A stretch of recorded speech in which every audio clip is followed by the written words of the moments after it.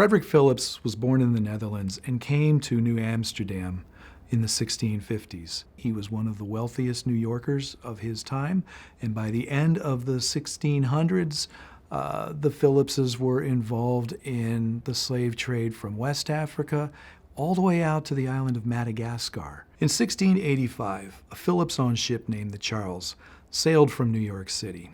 They sailed along the coast of West Africa, picking up grain, picking up fresh water, eventually settling at the port of Mapinda Soya, which is on the mouth of the Congo River. The Bakongo Kingdom was in the midst of a centuries-long civil war.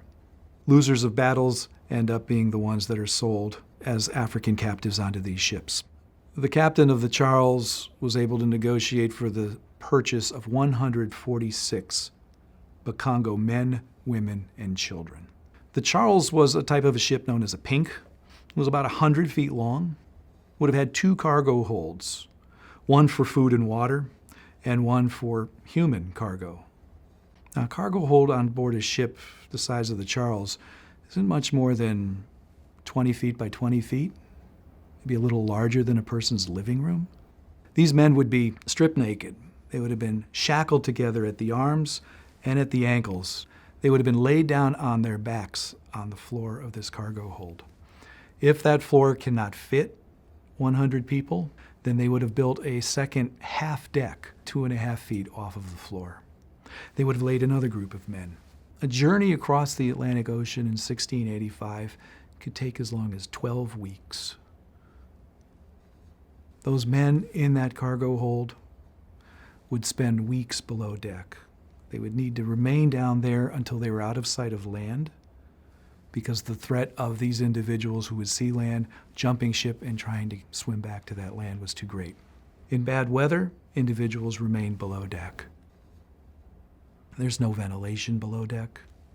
You're in equatorial heat. There are no facilities below deck. People died every night.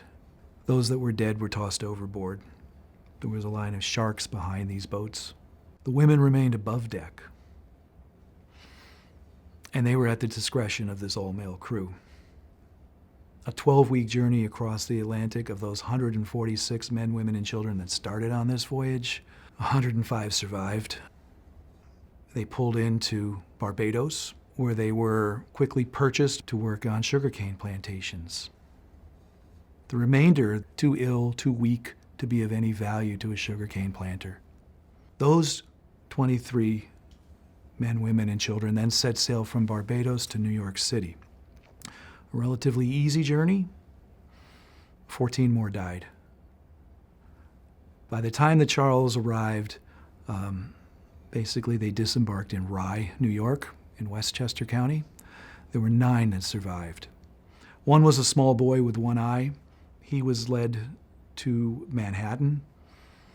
The other 8 were taken by Frederick Phillips's son, Adolph Phillips, marched across the county of Westchester, where they were set to work on building what is now called Phillipsburg Manor. It was a provisioning plantation that was just being built underway.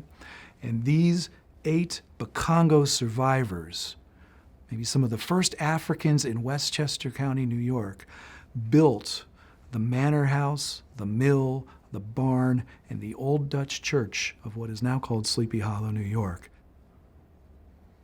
It's unimaginable to try to comprehend the size and the scope of this transatlantic trade without breaking it down to these individual voyages and understanding the nightmare that took place on each and every one of them.